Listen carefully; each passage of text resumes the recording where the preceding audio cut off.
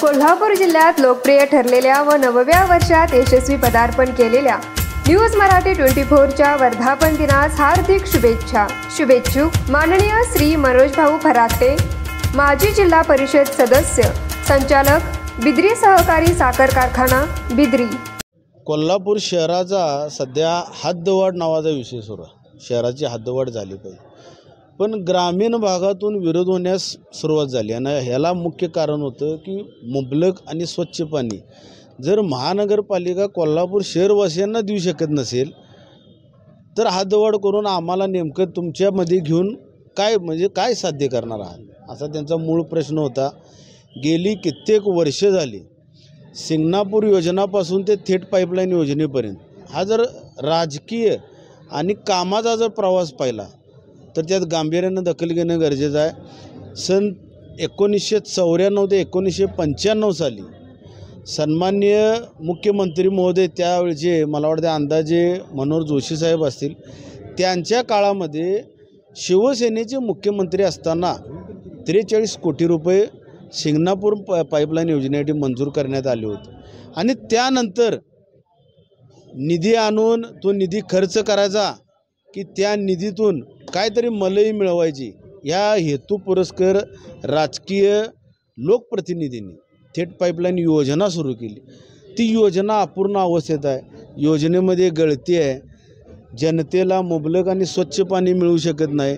Motor pump बंद झाला कधी सांगतात, कधी पाणी टाकी लिकेज झाली म्हणून सांगतात, कधी पाईपलाईन लिकेज झाली म्हणून सांगतात, तर कधी सक्षम अधिकारी तिथं नाही म्हणून सांगतात। मग ह्या योजनेच्या अंतर्गत ज्यांनी योजना आणली, ज्यांनी निधी खर्च केला, याला जबाबदार लोकप्रतिनिधी आहेत की महानगरपालिकेचे अधिकारी। यासाठी आज शिवसेना पक्षाच्या वतीनं आमची बैठक होती।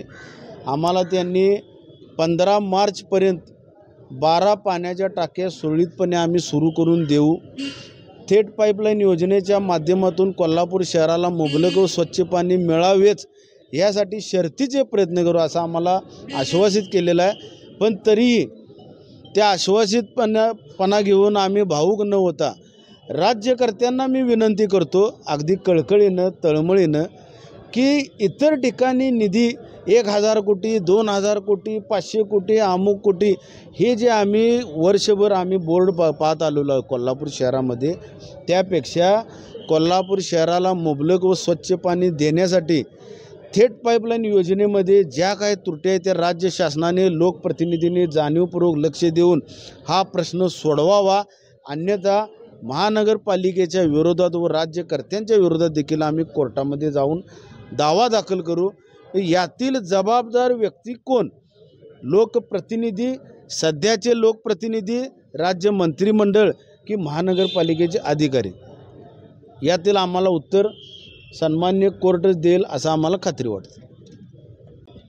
15 मार्चच्या आत आम्ही सुरळीत करून देतो असं त्यांनी आश्वासित केलेलं आहे, पण माझा याच्यावर विश्वास नाही।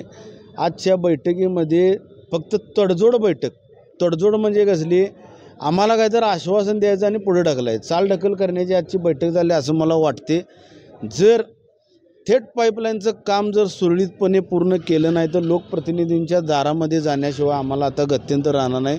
पक्षाच्या वतीनं आम्ही याला जे कोण जबाबदार असतील, कोणत्याही पक्षाची, एका विशिष्ट पक्षाचे नव्हे, गेल्या 10 वर्षापासून ते आत्ताच्या क्षणापर्यंत जे लोकप्रतिनिधी त्या प्रत्येक लोकप्रतिनिधीच्या दारात जाऊन आम्ही घंटानाद करू। हद्दवाढीचा प्रश्न ऐरणीवर आहे, कसं बघता याच्याकडे? स्थानिक स्वराज्य संस्थांच्या निवडणुका पण तोंडावर, हद्दवाढ झालीच पाहिजे। कोल्हापूर शहर हे मेट्रो सिटीमध्ये गेलं पाहिजे, ड वर्गातून अ वर्गामध्ये ब वर्गामध्ये कसे येईल ह्याकडे लक्ष दिलं पाहिजे।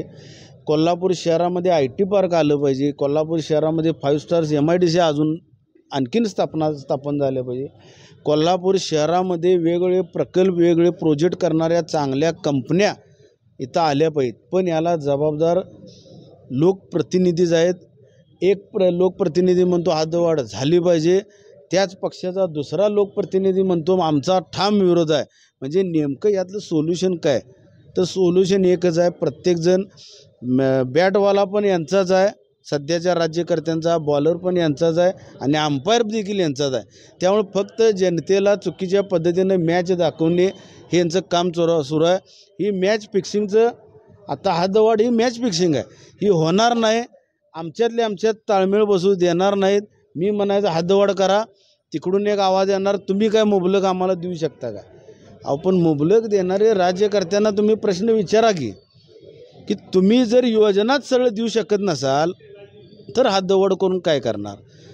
आणि जर हद्दवाढ झाली तर एका दृष्टिकोनातून चांगलं पण आहे. कोल्हापूर शहर सक्षम झालं, हैदराबाद पॅटर्न राबेल, सोलापूर पॅटर्न राबेल, बेंगलोर पॅटर्न राबेल किंवा पुण्यासारखं कोल्हापूर शहराची हद्दवाढ होईल. म्हणजे आमच्या कोल्हापूर शहराचं नाव लौकिक होईल. पण याला जबाबदार सध्याचे राज्यकर्ते आहेत. मी पुन्हा एकदा बोलतो, बॉलरही यांचा, बॅट्समन यांचा आणि अंपायर यांचा आहे. ही मॅच फिक्सिंगचं आत्ता सध्या सुरू असलेली हद्दवाढ म्हणजे मॅच फिक्सिंग. डेरीतनी रांगातनी किटल्यातनी दूध हाय भारीच ग, भारीच ग, भारीच ग. दूध भारी, फॅट भारी, SNFB भारी, ही किमया फर्टिमिन प्लस ची सारी. गोकुळच्या महालक्ष्मी पशुखाद्य कारखान्यानं आपल्या दूध उत्पादकांसाठी नव्यानं उपलब्ध केलेलं सीवीड युक्त मिनरल मिक्सचर फर्टिमिन प्लस. दुधाला रेट, वर्षाला वेध. आपल्या डेअरीतून आजच आणा फर्टिमिन प्लस.